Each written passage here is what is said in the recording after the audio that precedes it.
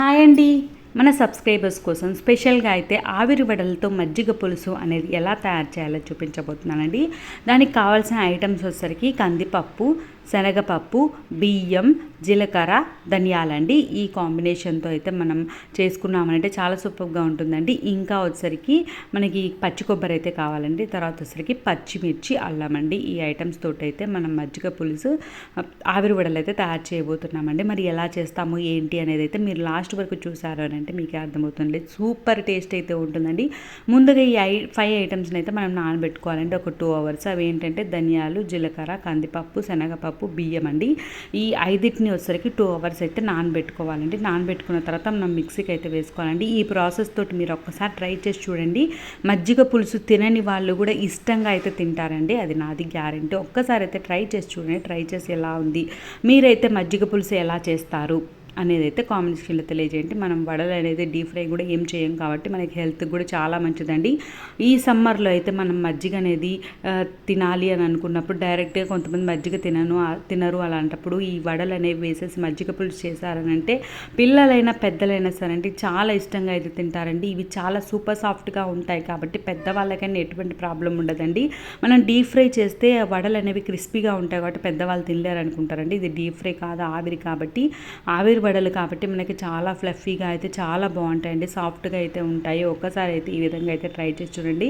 First వచ్చేసరికి mixie అయితే ఈ 5 ఐటమ్స్ వేసుకొని మిక్సీ అయితే పట్టేసుకునండి. కొంచెం మిక్సీ అనేది పట్టేసిన తర్వాత పచ్చి కొబ్బరి ఉంది కదండి, ఆ పచ్చి కొబ్బరిని కూడా వేసేసుకోవాలండి. వేసేసుకున్న తర్వాత దానికి సరిపడా మనం పచ్చిమిర్చి, అల్లం అయితే వేసేసుకోవాలండి. వేసేసుకొని గ్రైండ్ చేసేసుకోవాలి.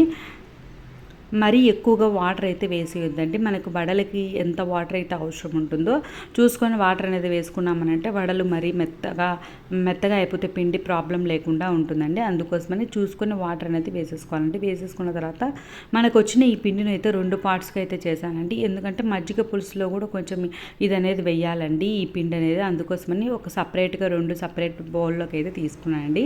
ఒక బౌల్లో ఈ బౌల్లో వచ్చేసరికి వడల కోసం అయితే తయారు చేశానండి. దానిలోకి వచ్చేసరికి పసుపు అయితే వేసుకోవాలండి. దాని తర్వాత రుచికి సరిపడా ఉప్పు అయితే వేసుకోవాలండి.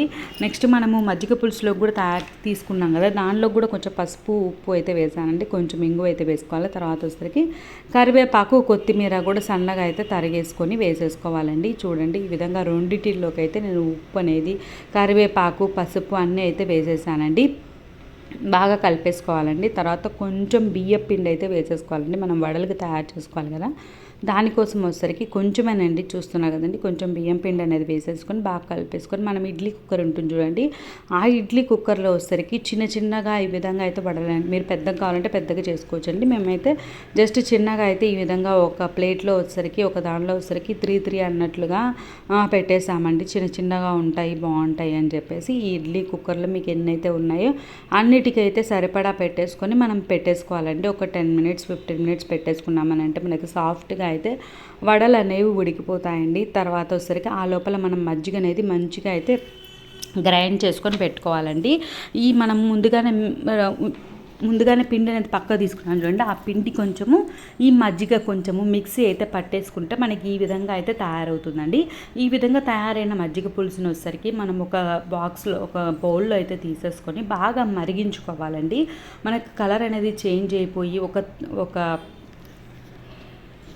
బాగా మరిగిపోవాలండి. మరిగిపోతే మనకి పైకి అనేది బబుల్స్ మాదిరి వచ్చేస్తుంది చూడండి. అలా బబుల్స్ వచ్చేంత వరకు మనం బాగా అయితే మరిగించుకోవాలండి. చిన్న సిమ్లో పెట్టేసుకొని మరిగించుకున్నామనంటే ఈ విధంగా చిక్కగా అయితే అయిపోతుందండి. చూడండి ఎంత చిక్కగా అయిపోయిందో. టేస్ట్ అయితే సూపర్గా అయితే ఉంటుందండి. మీరు డౌట్ పడాల్సిన అవసరం లేదు. ఒక్కసారి అయితే ఈ విధంగా అయితే ట్రై చేయండి. ట్రై చేసి ఎలా ఉంది అనేది మీ ఫ్రెండ్తో కామెంట్ సెక్షన్లో తెలియజేయండి. మనం వడలు అనేవి పెట్టాం కదండి, ఈ విధంగా సాఫ్ట్గా అయితే అయిపోయాయి. చూడండి ఎంత సాఫ్ట్గా ఉన్నాయో చూసారు కదండి. ఈ విధంగా ఒక్కొక్కటిగా తీసేసుకొని మనం మజ్జిగ పులుసు ముందుగానే పెట్టుకున్నాం కదండి, ఆ మజ్జిగ పులుసులో అయితే వేసేసుకోవాలండి. వేసేసుకున్న తర్వాత మంచిగా అయితే ఈ వడలన్నీ కూడా మజ్జిగ పులుసుకి అంతా పట్టేంత వరకు కొంతసేపు అయితే మనం సిమ్లో పెట్టుకొని స్టవ్ మీద అయితే పెట్టేసుకోవాలండి.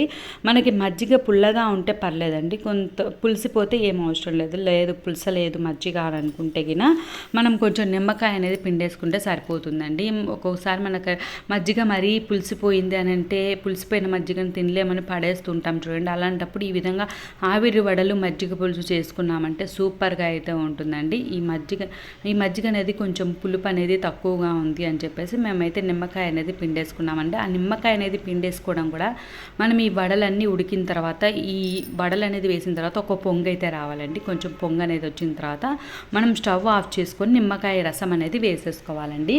ఇలా వేసుకున్నామనంటే నిమ్మకాయ అనేది స్టవ్ ఆన్ చేసి ఉన్నప్పుడైతే నిమ్మకాయ రసం అనేది వేయకూడదండి. స్టవ్ ఆఫ్ చేసిన తర్వాత నిమ్మకాయ రసం అనేది వేసేసుకొని బాగా కలిపేసుకొని మనం తిరగమాత అనేది పెట్టేసుకున్నామనంటే ఆవిరి వడలతో మజ్జిగ పులుసు అనేది తయారైపోతుందండి. చూస్తున్నారు కదండి, చూస్తుంటేనే నోట్లో నీళ్ళు ఊరుతున్నాయి కదండి, అంత టేస్టీగా కూడా అయితే ఉంటుందండి.